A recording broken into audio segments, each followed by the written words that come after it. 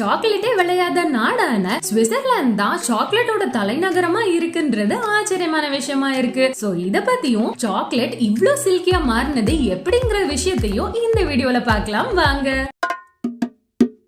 சுமாரா ஒரு 5000 ஆண்டுகளுக்கு முன்னாடி சாக்லேட்டோட வரலாறு பண்டைய மீசோ அமெரிக்கன்ஸ் வாழ்ந்த தற்போதைய மெக்சிகோல இருந்து தான் ஆரம்பமாச்சு. கொக்கோ பீன்ஸ மெக்சிகோல தான் முதல்ல கண்டுபிடிச்சு பயன்படுத்த ஆரம்பிச்சாங்க. சோ தற்போதைய மெக்சிகோ தான் சாக்லேட் பிறந்த இடம். அந்த காலத்துல இத முக்கிய சடங்குகள்ல நிகழ்வுகள்ல ஒரு பானமா பருகினாங்க. அப்போ சாக்லேட் கசப்பு தன்மையா இருந்தது. இப்பவும் இயற்கையான சாக்லேட் கசப்பு தன்மையோடையதுதான். ஆனா அதுல சேர்க்கப்படுற சர்க்கரை பால்னாலதான் இனிப்பு கிடைக்குது. அதுக்கு பிறகு மாயன்கள் மீசோ அமெரிக்காக்கு வந்தப்போ அதுல பிளேவர் ஆட் பண்ணி பருக ஆரம்பிச்சாங்க. அந்த பிளேவர்ஸ்ல ரொம்ப ஆச்சரியமான விஷயம் சில்லி பிளேவர். சோ சாக்லேட் கசப்பா மட்டும் இல்லாம காரமாவும் இருந்திருக்கு. சோ இன்னும் பல பிளேவர்ஸையும் ஆட் பண்ணி இத குடிக்கிறது வழக்கத்துக்கு வந்துச்சு. இதை தொடர்ந்து ஸ்பெயினுக்கு இந்த கொக்கோ சீட்ஸ் கொண்டு வரப்பட்டது. ஸ்பெயின் மக்கள் தான் அதுல இனிப்பை ஆட் பண்ணாங்க. தேன், சர்க்கரை போன்ற விஷயங்களை சேர்த்து இனிப்பான சாக்லேட் ரிங்கா குடிச்சாங்களாம். 1615ல பிரெஞ்சு அரசரான லூயி ஸ்பெயின் அரசரோட மகளை திருமணம் செஞ்சுக்கிட்டாரு. சாக்லேட்டையும் பிரான்ஸ்க்கு அவங்களோட சேர்த்து கொண்டு வந்தாரு.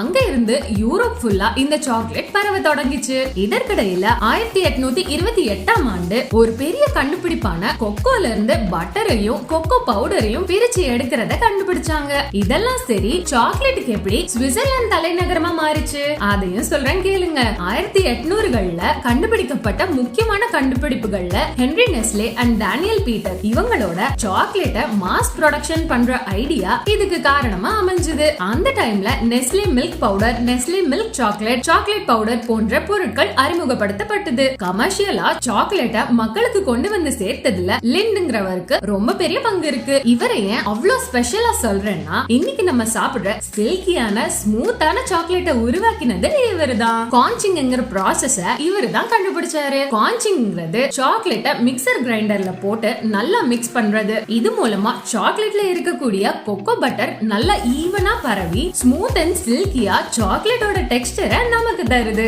அதனால இன்னைக்கு வரைக்குமே லிண்ட் தான் மிகப்பெரிய பிரீமியம் சாக்லேட் ப்ரொடியூசர்ஸ் இந்த வேர்ல்டா இருக்காங்க.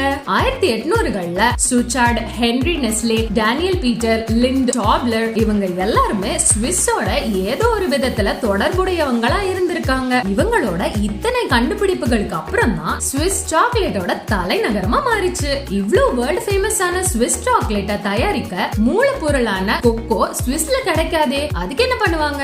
அந்த கொக்கோ எங்க இருந்து அதிக அளவுல உற்பத்தி செய்யப்படுதுன்னா பூமத்திய ரேகையான ஈக்வட்டார் பகுதியில வளர்க்கப்படுற கொக்கோ ட்ரீஸ்ல இருந்து தான். கொக்கோ மரங்கள் வளர்றதுக்கு ரொம்ப ஹாட்டான ஹியூமிடான கிளைமேட் தேவைப்படுது. அதனால வெஸ்ட் ஆப்பிரிக்கால கானா பகுதியில பெரும்பாலும் இந்த கொக்கோவை அறுவடை செய்யறாங்க. விதைக்கப்பட்டு 5 ஆண்டுகள் கழிச்சு தான் கொக்கோ பாட்ஸ் வளரும். அந்த கொக்கோ ட்ரீஸ்ல இருந்து கிடைக்கிற கொக்கோ பாட்ஸ் ஃபுல்லா தான் கொக்கோ சீட்ஸ் இருக்கும். இந்த கொக்கோ விதைகளை அறுவடை செஞ்சு அத வாழை இலைகள்ல 7 நாட்கள் வைக்கிறாங்க. இயற்கையான ஃபெர்மெண்டேஷன் ஆன அப்புறம் தான் சாக்லேட்டோட வாசனை நம்மளுக்கு கிடைக்கும். இந்த சீட்ஸை உலர வச்சு அதுக்கப்புறம் குவாலிட்டி டெஸ்டிங் பண்ணி ஸ்விஸ் சாக்லேட் ஃபேக்டரிஸ்க்கு அனுப்பப்படுது. அங்க இருந்து தான் வேர்ல்ட் ஃபேமஸ் ஆன ஸ்விஸ் சாக்லேட் தயாரிக்கப்பட்டு உலகம் முழுக்க சேல் பண்ணப்படுது. நீங்க ஸ்விஸ் சாக்லேட்டை டேஸ்ட் பண்ணிருக்கீங்கன்னா ஒரு லைக் போட்டுட்டு உங்களுக்கு பிடிச்ச சாக்லேட் எதுன்னு கமெண்ட் பண்ணுங்க.